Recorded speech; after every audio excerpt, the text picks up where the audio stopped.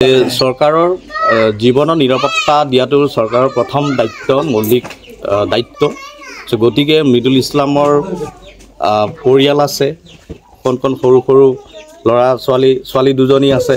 গতিকে তেখেতসকলৰ দায়িত্ব চৰকাৰে ল'বই লাগিব আৰু সেইটোৰ বাবে আমি উকিল ঘণ্টা বকৰ তৰফৰ পৰা চৰকাৰক দাবী জনাইছোঁ যে তেওঁলোকৰ পৰিয়ালৰ দায়িত্ব ল'বই লাগিব।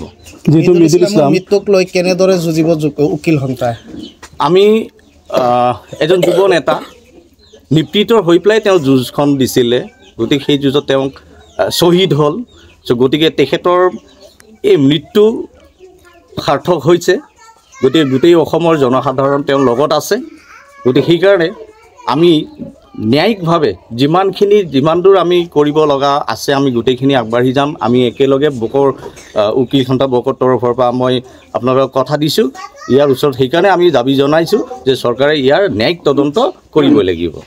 এতিয়ালৈকে দেখা নাই যে কোনো এজন চৰকাৰী বিষয়াসকলে আমাৰ মৃদুল ইছলামৰ যেটো শোক বাৰ্তাত ইয়াতে আহি সমবেদনা কিবা কৰা দেখা নাই।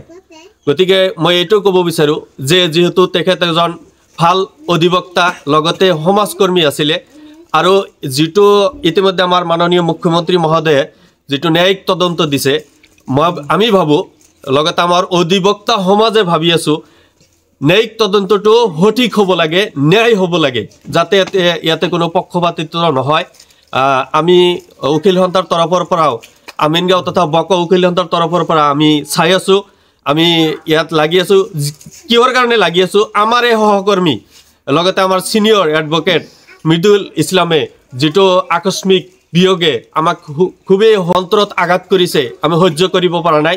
লগতে দুজনী কণমানি শিশু আছে আৰু এখেতসকলৰ কিবা ব্যৱস্থা চৰকাৰে অতি সোনকালে ল'ব লাগে, সংস্থাপন অতি সোনকালে ল'ব লাগে। আমি বক উকিল ঘণ্টাৰ তৰফৰ পৰা জোৰদাৰ দাবী জনাইছোঁ যাতে এই কণমানি শিশু দুটাৰ মুখৰ ফালে চাই এই পৰিয়ালটোৰ প্ৰতি কিবা সকাহ দিব।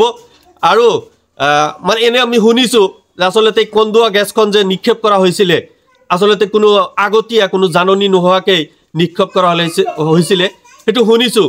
নিশ্চয় তদন্তত ওলাই পৰিব। আমাৰ মাননীয় মুখ্যমন্ত্ৰী মহোদয় আমি সকলোৱে জানো নিৰপেক্ষ ন্যায়িক তদন্ত এটা কৰিব দিছে। আমি আশাবাদী আৰু চাই আছোঁ চৰকাৰৰ যিটো গতিবিধি আমি চাই আছোঁ। আমি যুঁজি যাম, উকিল ঘণ্টাৰ তৰফৰ পৰা আমি যুঁজি যাম। নিশ্চয় মৰ্মাহত হৈছোঁ আৰু তেখেতে আমাৰ সৈতে অতিবাহিত কৰা ৰঙীন সময়বোৰ ৰোমন্থন কৰি স্মৃতিৰ চাকনৈয়াত প্ৰচণ্ড আঘাত পাইছোঁ।